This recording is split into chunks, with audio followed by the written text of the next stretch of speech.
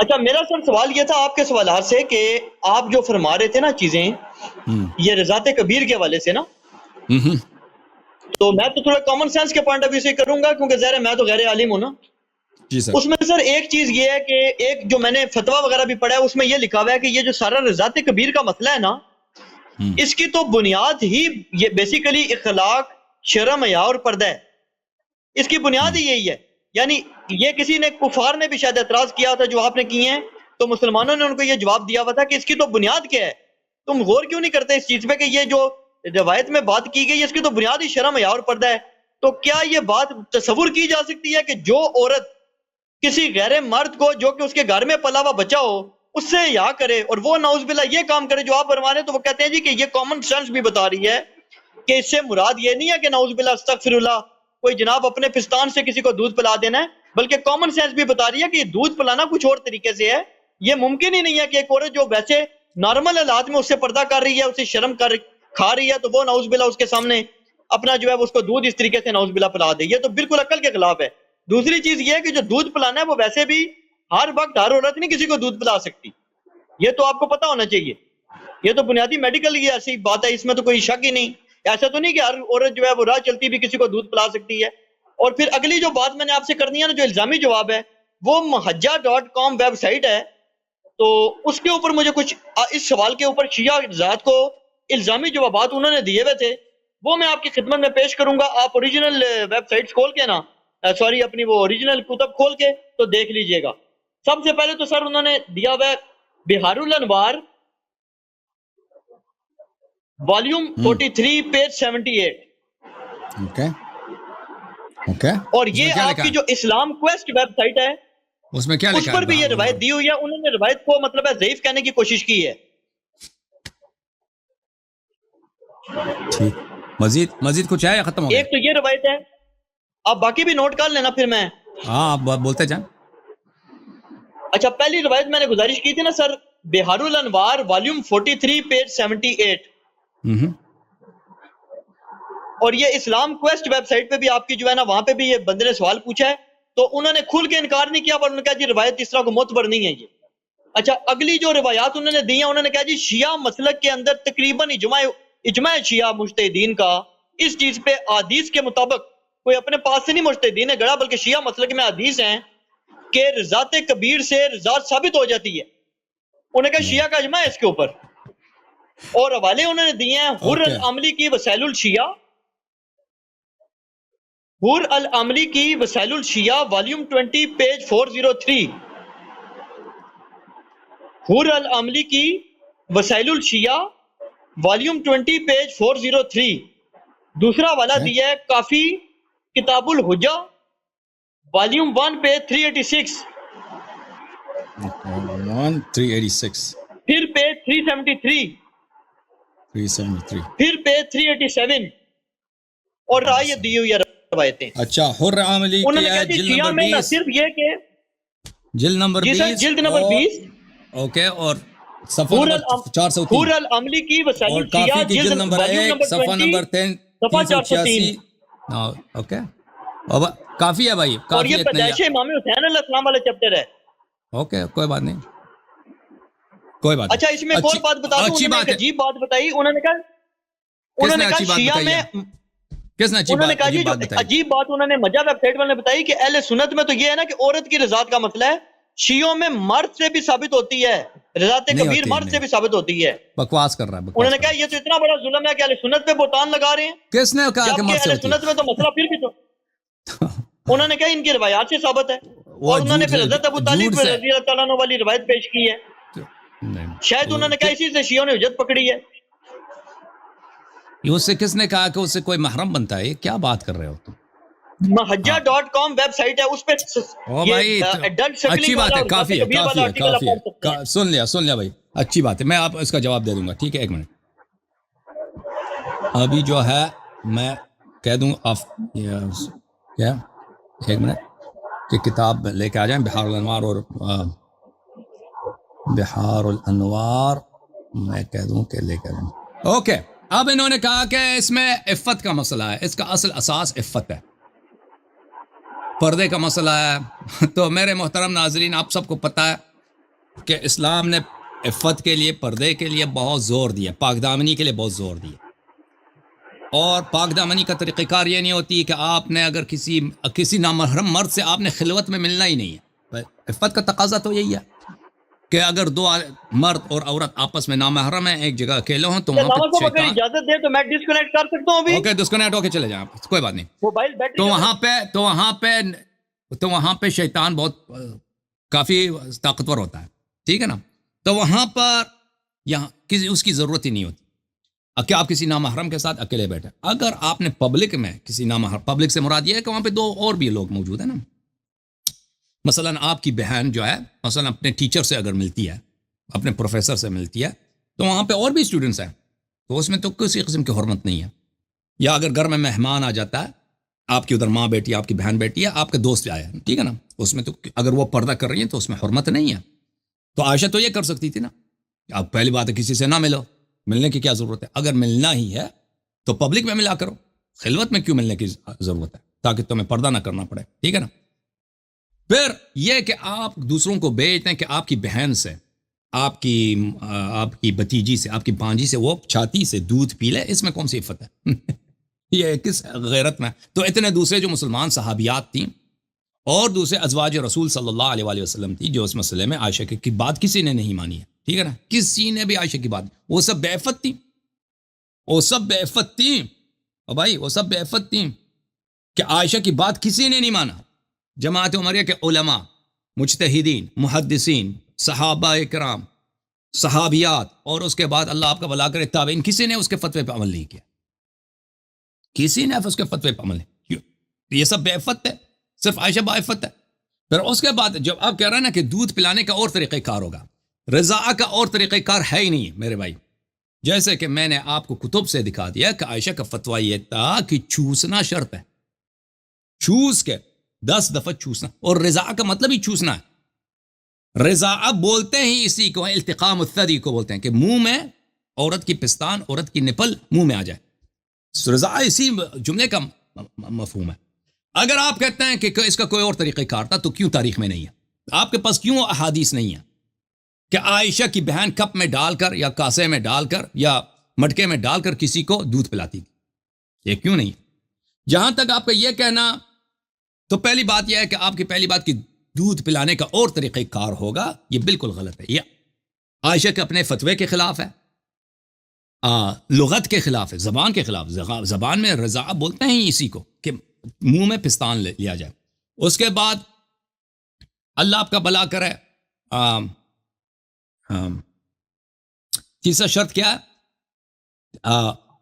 کہ عائشہ کے الفاظ ہے کہ مس کرنا جو ہے، چوسنا، وہ اس میں شرط. اور پھر آپ کے پاس کوئی حدیث بھی نہیں ہے، کوئی روایت بھی نہیں ہے، کوئی اور طریقہ کار تھا نا. تو یہ تو بالکل غلط ہے. اور اس میں سہلہ بنت سہیل کی بھی جو روایت ہے کہ عائشہ نے روایت کی کہ رسول پاک صلی اللہ علیہ وسلم نے اس کہا کہ تم اپنے سالم کو دودھ دے دو، تو وہ شرما گئی. تو اگر وہ اور طریقہ کار ہوتا، مثلا دودھ پلانا کپ کے ذریعے ہوتا، تو اس میں شرمانے کی کیا بات؟ ٹھیک ہے نا. شرمایا اسی جاتا ہے کہ کیونکہ عورت کی شرمگاہ جو اس کی پستان ہے ظاہر ہوتی ہے، ٹھیک ہے نا. یہ پہلی بات. دوسری بات آپ نے کہا کہ فزیالوجی کی روح سے، میڈیکل کی روح سے ہر عورت ہر وقت کسی کو دودھ نہیں دے سکتی. بات آپ کی صحیح ہے. تو عائشہ کی بہنیں تھیں، عائشہ کی بھانجیاں تھیں، عائشہ کی بھتیجیاں تھیں، وہ پستان دیتی تھیں. اب وہ ان میں سے کوئی کسی کے پاس دودھ ہوا ہوگا تبھی وہ عائشہ بیچتی ہوگی. اگر کسی کے پاس دودھ نہیں ہے پھر بھی عائشہ بیچتی تھی تو لازمی بات ہے عائشہ کا جو فتویٰ ہے تو وہ تو قرآن کے خلاف ہے نا، رضاع کبیر، اور وہ سنت کے خلاف ہے، قرآن کے خلاف ہے، سنت کے خلاف ہے، عفت کے خلاف ہے. اس کو کیا پرواہ کہ اس کے پاس دودھ ہے یا نہیں؟ اور آپ کہتے ہیں کہ نہیں اس کو پرواہ تھا، تو آپ کہاں سے ثابت کریں گے کہ ہمیں مثلا اس کی اتنی بھتیجیاں، اتنی بانجیاں، بھائی وہ اس کے بھائی کے اولاد ہیں، وہ ہر ایک نے شادی کیا کہ یہ، تو اس کے اولادیں تو بہت ہوں گے نا. تو وہاں پہ کوئی ہوگا ہمیشہ دودھ دینے کے لیے. اور اگر ہمیشہ اور شاید اگر مثلا اس طرح ہو کہ اگر کبھی ایک ہفتے 2 ہفتے میں کسی کے پاس دودھ نہیں ہوتا تھا تو وہ نہیں بیچتے تھے ان کو. اوکے. اب آپ نے کہا کہ بہار اور شیخ حور اور کتاب کافی جلد نمبر 1 وغیرہ میں وہ کتابیں لے کے آؤں. ویب سائٹ پڑھ کے آپ آگے ادھر ملاحظہ کریں. انہوں نے کہا کہ بحار الانوار جلد نمبر 43 صفحہ نمبر 78 صفحہ نمبر 78 یہ بحار الانوار ہے میرے محترم ناظرین. ملاحظہ فرمائیے بحار الانوار جلد نمبر 78 ہے, جلد نمبر 43 ہے. 43 آپ کو نظر آ رہا ہے نا, مجلد ثالث والاربعون صفحہ نمبر 78. اور اس کے دوسرے چاپ بھی نہیں ہے نا کہ آپ کہہ دیں کہ میں نے غلط پرنٹ اٹھا لیا, اس کے ایک ہی چاپ. یہ صفحہ نمبر 78 صفحہ نمبر 73. یہی صفحہ کہا تھا نا آپ نے, نہیں 78 کہا تھا آپ نے. کیا صفحہ کہا تھا میں نوٹ دیکھ لوں. ہاں صفحہ نمبر آپ نے کہا تھا 78. اچھا 78 دیکھ بولتے ہیں صفحہ نمبر 78 یہ 78 ہے بھائی, صفحہ نمبر 78.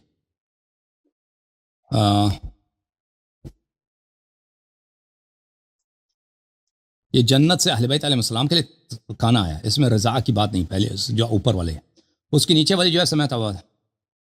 اب زید بن علی سے روایت ہے کہ زید کا عیسیٰ بن اسحاق ابن جعفر ابن محمد ابن عیسیٰ ابن زید ابن علی روایت کرتے ہیں امام جعفر صادق علیہ السلام سے کہ فاطمہ سلام اللہ علیہ اس لیے محدثہ ہیں کہ ملائکہ ان کے پاس آتے تھے. جس طرح مریم ابن عمران کو ملائکہ نے پکارا, اسی طرح فاطمہ زہرا سلام اللہ علیہ کو ملائکہ نے پکارا ہے. ان اللہ اصطفاکی و طہرکی و اصطفاکی علی نساء العالمین یا فاطمہ اقنتی لربک واسجدی وارکعی مع الراکعین فحدثتهم ویحدثونها لهم ذات لیلہ. تو ایک رات کو ملائکہ نے حضرت زہرا سلام اللہ علیہ سے بات کی ہے اور انہوں نے ان سے بات کی ہے. الیست المفضلہ علی نساء العالمین مریم بنت عمران فقالوا ان مریم كانت سیدۃ نساء عالمها وان اللہ عز وجل جعلك سیدۃ نساء العالمین وعالمها وسیدۃ نساء الاولین والآخرین. حضرت زہرا سلام اللہ علیہ نے ملائکہ سے پوچھا کیا مریم سیدہ نساء عالمین ہے, تو انہوں نے کہا نہیں, وہ سیدہ نساء عالمها اپنے زمانے کا سیدہ نساء تھا, آپ پورے عالمین اولین و آخرین کے سیدہ آپ ہیں. ملائکہ نے کہا اس میں رضا کی بات ہی نہیں ہے. یہی صفحہ جو میں نے پڑھا نا 78 جلد نمبر 43. اب اس کے بعد آپ نے کہا کہ وسائل الشیعہ میں کون سی ہے وسائل پرچہ کہاں گیا وسائل الشیعہ میں جلد نمبر 20 صفحہ نمبر 403 عائشہ کے دفاع میں دیکھو کیسے. میں صفحہ نمبر 403 کھول دوں بھائی. کتاب ہے وسائل الشیعہ جلد نمبر 20. وسائل الشیعہ جلد نمبر کون سا 20 ہے بھائی, ٹھیک ہے نا. الجزء العشرون جلد نمبر 20 جزء العشرون یہ صفحہ نمبر 403 ہے. صفحہ نمبر 403 بھلے اس میں جو حدیث ہے وہ یہی ہے. محمد کلینی سے روایت کرتے ہیں سألت عن امرأة رجل أرضعت جارية أتصلح لولده من غيرها قال لا قلت فنزلت منزلة الأخت من الرضاعة قال نعم من قبل الأب. میں نے پوچھا کہ امرأت ایک شخص کی وائف نے کسی بچی کو اس نے دودھ پلایا, کسی عورت جو کسی کے زوجہ ہے, کسی کی وائف ہے, اس نے ایک بچی کو دودھ پلایا. اب جس نے دودھ پلائی ہے نا وہ عورت, اس کی اولاد ہے دوسرے شوہر سے, اس کی اولاد دوسرے شوہر ہے, کیا وہ بچی اس سے شادی کر سکتی ہے؟ ٹھیک ہے نا, ایک عورت ہے اس کی طلاق ہوئی ہے, اس کا پہلے سے بھی بیٹے ہیں, ٹھیک ہے نا. اب اس مرد سے شادی ہوئی ہے, اس مرد کے لیے اس کے دنیا میں بچے آئے ہیں, کسی لڑکی کو وہ دودھ دے دیتی ہے. اب جو دوسرے اور پرانے خاوند سے اس کے بیٹے ہیں, یہ اس کی جو رضائی والی بیٹی ہے اس کو شادی کر سکتی ہے؟ تو امام علیہ السلام نے فرمایا نہیں. فنزلت منزلة الأخت من الرضاعة قال نعم من قبل الأب. تم پوچھا کہ تو کہا کہ وہ اس کی بہن بن جاتی ہے, رضاع کی بہن بن جاتی ہیں, جی فرمایا کہ جی ہاں اس کی رضاع کی بہن بن جاتی ہے. تو اس میں کون سی بات ہے؟ کبیر رضاع کبیر کہاں؟ اذا رضع الغلام من نساء شتى فكان ذلك عدة او نبأت لحمه ودمه عليه حرم عليه بناتهن كلهن. دوسری اس میں اس صفحے میں جو حدیث ہے وہ یہ ہے کہ اگر ایک بچہ ہے, لڑکا ہے, وہ کئی عورتوں سے دودھ پیتا ہے, اس سے بھی پیتا ہے, اس سے بھی پیتا ہے, اس سے بھی پیتا ہے نا, اب اتنا پیتا ہے کہ مختلف عورتوں کی دودھ کی وجہ سے وہ اس کی جسم میں گوشت پیدا ہوتا ہے، اس کا نشو نما ہوتا ہے۔ 6 مہینے کا بچہ ہے، اب 10 مہینے کا ہو گیا، 3-4 مہینے ان عورتوں سے اس نے دودھ پیا ہے، تو ان سب کی اولاد جو ہیں اس کے لیے رضاع کی بہنیں بن جاتی ہیں، اس سے کسی سے شادی نہیں کر سکتا۔ یہ ہے اس میں۔ اس سے پہلے والی جو ہے نا، اس سے پہلے والے صفحے پر ہے جو 402 ہے، وہ ہے ان رجلا تزوج بجارية صغيرة فأرضعتها امرأته ثم أرضعتها امرأة له أخرى فقال ابن شبرمة حرمت عليه الجارية وامرأته۔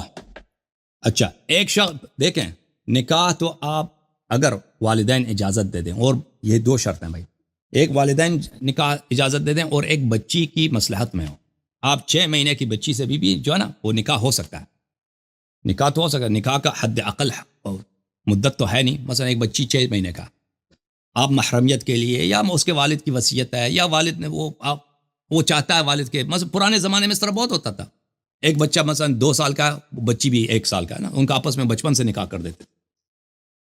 تو اگر ایک آدمی مثلا اس کی 2 بیویاں ہیں، وہ ایک چھوٹی بچی سے وہ نکاح کر لیتا ہے، 6 مہینے کا ہے، 1 سال کا ہے، وہ بچی اب وہ ننھی سی بچی ہے، تو اس مرد کے 2 عورتیں ہیں، وہ ان دونوں کو، وہ جو ہے اس عورت کو، اس بچی کو دودھ پلاتی ہیں۔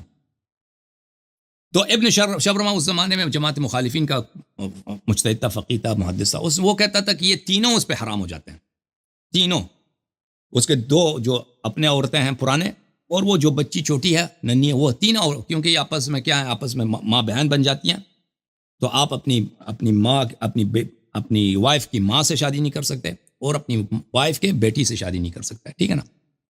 تو یہ سب حرام ہو گئے اس کے لیے، تینوں کے 3۔ تو اچھا، تو امام علیہ الصلوۃ والسلام نے فرمایا خطا ابن شبرمہ تحرم علیہ الجاریہ وامرأته التي ارضعتها اولا فاما الاخیرہ فلم تحرم علیہ كأنها ارضعت ابنته۔ امام علیہ السلام نے فرمایا ابن شبرمہ غلط کر رہا ہے، وہ پہلی عورت، اس کے دو بیویاں تھیں نا، پہلی عورت جس نے دودھ پلایا اور وہ بچی، یہ دونوں اس پہ حرام ہو جاتے ہیں، لیکن دوسری عورت اس پہ شخص پہ حرام نہیں ہوتی۔ یہ چھوٹی بچی کی بات ہو رہی ہے، اس میں بڑے کی بات نہیں ہے، بڑے کی بات نہیں، آپ نے کہا رضاء کبیر، اس میں رضاء کبیر ہے نہیں۔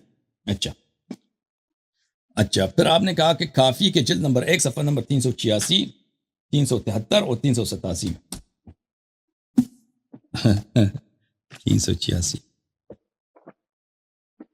اب اس طرح کے ہم کامنٹس نہیں لیں گے بھائی کہ کوئی اس طرح ایڈریس دے دے فلان کتاب میں یہ صفحہ نکالو، ٹھیک ہے نا، تم حدیث پڑھو تاکہ ہم جواب دے دیں، اس طرح بہت ٹائم لگتا ہے، اور بہت سارے لوگ منتظر ہوتے ہیں، آپ ایسے صفحے غلط، انٹرنیٹ پہ تو لوگ سب کچھ لکھتے ہیں نا، انٹرنیٹ پہ تو غلط باتیں لکھتے ہیں، انٹرنیٹ پہ کوئی صحیح کیا چیز صحیح ہوتی ہے؟ اب میں پورا یہ صفحہ پڑھوں، یہ اتنا لمبا حدیث ہے، تمہیں چاہیے کہ تم استدلال کرتے ہو، تمہیں چاہیے کہ تم جا کے وہ عبارت پڑھو، استدلال کرو کہ اس میں رضاء کبیر تمہارے کتب میں ہے، یہ میرا کام نہیں ہے۔ الاصول من الکافی، چاپ دار الکتب الاسلامیہ، جلد نمبر 1، یہ صفحہ نمبر 386 ہے بھائی، کتاب الحجہ صفحہ نمبر 386، یہ پورا، اب میں اس میں کہاں پڑھوں؟ تمہیں چاہیے کہ تم پڑھو نا، باب موالید الائمہ علیہم السلام، حدیث یہاں سے شروع ہوتی ہے، پورا صفحہ ہے، تو اس میں کہاں موجود ہے کہ رضاء کبیر شیعوں میں ہے؟ وہ تو آپ کو چاہیے، آپ، ہمارے کتب میں کوئی رضاء کبیر نہیں ہے، آپ لوگ جو ہے نا اس کو بنا لیتے ہو جھوٹ۔ اب صفحہ نمبر 373 میں دیکھتے ہیں، میں ابھی وقت نہیں ہے میں سب کو لوگوں کے سامنے پڑھوں، ابھی میں نے ثابت کیا بحار الانوار میں جو آپ نے جو ریفرنس دیا وہ بھی غلط تھا، اس میں کوئی رضاء کبیر کی حدیث تھی نہیں۔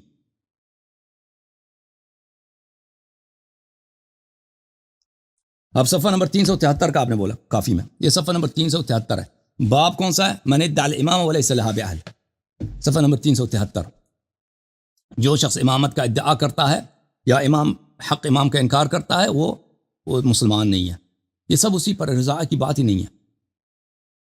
یہ کون سا ہے؟ جلد نمبر 1 صفحہ نمبر 373 ہے بھائی، ملاحظہ فرمائیے، من انکر واحد من الاحیاء فقد انکر الاموات، جس نے ایک امام کا انکار کیا سب ائمہ کا انکار کیا۔